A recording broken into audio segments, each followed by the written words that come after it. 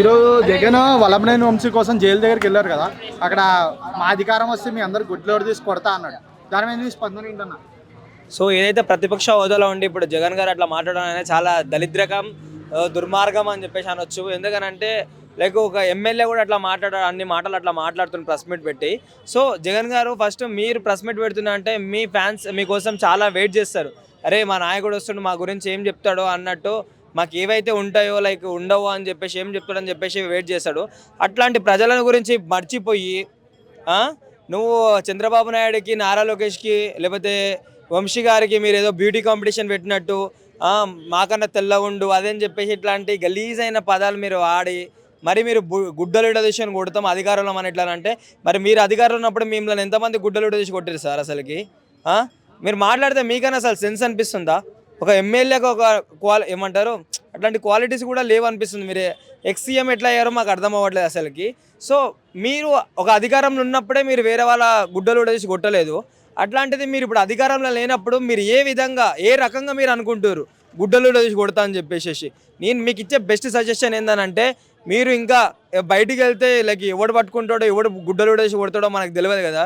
మీరు జాగ్రత్త ఉండి మీ గుడ్డల్ని మీరు కాపాడుకుంటే ఇంకా చాలా బాగుంటుంది. సో ఎవరైతే ఇప్పుడు అధికారంలో ఉన్నారో వాళ్ళకి కొంచెం రెస్పెక్ట్ ఇవ్వాలి కదా. నువ్వు ఎప్పుడు అధికారంలో ఉన్నప్పుడు ఇవ్వలేదు, అధికారంలో లేనప్పుడన్నా ఇవ్వాలి కదా వాళ్ళకి. సో నేను చెప్పేది ఒకటే, మీరు ఇంకా రెడ్ బుక్ గురించి మీకు నానిగారైనా సరే మీరైనా సరే ఒక పప్పుగాడు ఒక ఎర్ర బుక్ పట్టుకున్న ఎర్రి పుష్పం అని చెప్పేసి ఇట్లాంటి మాటలు మాట్లాడారు. సో ఆ ఎర్రి పుష్పం బుక్ నుంచే ఒక్కొక్క పేజీ తీసి లైక్ ఒక్కొక్క ఎమ్మెల్యేని లేకపోతే సీఎంని జైలుకు పంపించడం కూడా జరుగుతుంది. సో రానున్న కొన్ని రోజులనే మా నోటిదుల్లా జగన్ గారు కంపల్సరీ జైలుకి వెళ్తాడని చెప్పేసి మాకు అనిపిస్తుంది అన్న. వచ్చాడు డైలాగ్ వేసాడు, బెంగళూరు వెళ్ళిపోతాడు. ఆ మాత్రానికి ఎంత హడావుడు అవసరం అంటావా?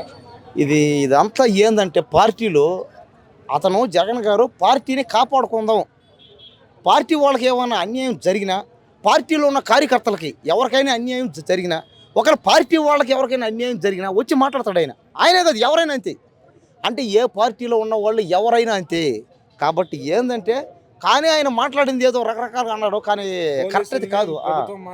అవును అవును, అది ఏంటంటే చాలా బాధగా ఉంది. ఎందుకంటే ఇలాంటి మాటలు కానీ ఏంటంటే ప్రతిపక్షంలో ఉన్నప్పుడు వాళ్ళు తప్పదనమాట.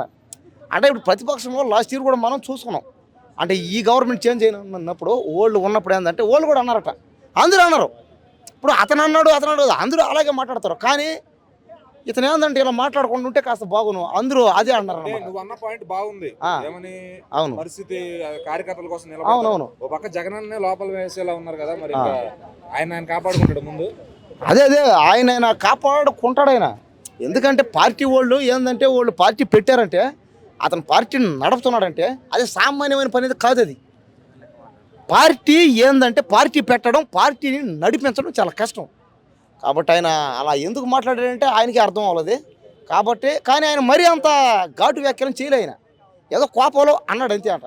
ఇంకా ముందు ఇంకా వంశీ అరెస్ట్ అయ్యాడని వచ్చాడు జైలు దగ్గరికి. అవును, మరి అతను తప్పు చేయబట్టే అరెస్ట్ చేస్తారు మాట. అతను వెనకేసుకొస్తే ఇతనే నాయకుడు అవుతాడు. అదే కానీ ఏంటంటే మనుషులు అన్నాక తప్పు చేస్తారు. చేసిన తప్పుని సరిదిద్దుకునే ఓడే మనిషి.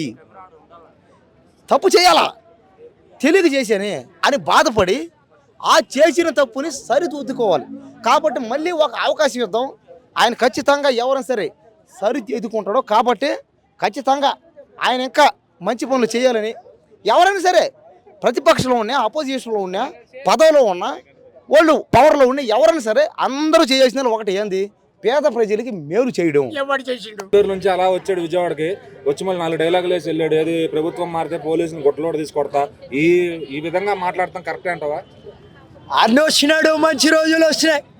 అక్క చెల్లెమ్మలకు, అన్న తమ్ములకు మా ప్రభుత్వం ఉందని తెలియడానికి అలాంటి సినిమా డైలాగులు 4-5 వేసిపోతే అప్పుడప్పుడు గుడ్డలూడు తీసి కొడతానన్నది తప్పుగా అనుకోలేకూడదు.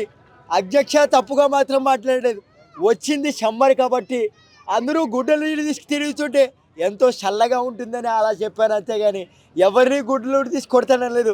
మా ప్రభుత్వం లేక మమ్మల్నే గుడ్డలూడు తీసి కొడతారని మేము భయపడుతుంటే మేమెందుకు కొడతాం అధ్యక్ష చెప్పండి.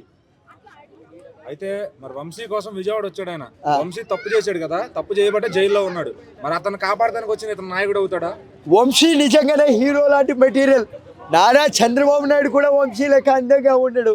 నారా రోహిత్ కూడా చంద్రబాబు లెక్క వంశీ లెక్క అందంగా ఉండడు. ఆ వంశీ హీరో మెటీరియల్. ఇప్పుడే రోబో 3 తీద్దామని వంశీ వెళ్తుంటే అరెస్ట్ చేసి జైల్లో.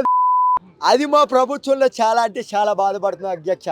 ఒకటి చెప్తాను, మా ప్రభుత్వానికి మొదటి మెక్కిటు మళ్ళీ ఎక్కుదామని లోపు ఆ రెడ్ బుక్ తీసుకొచ్చాడు నారా లోహిత్.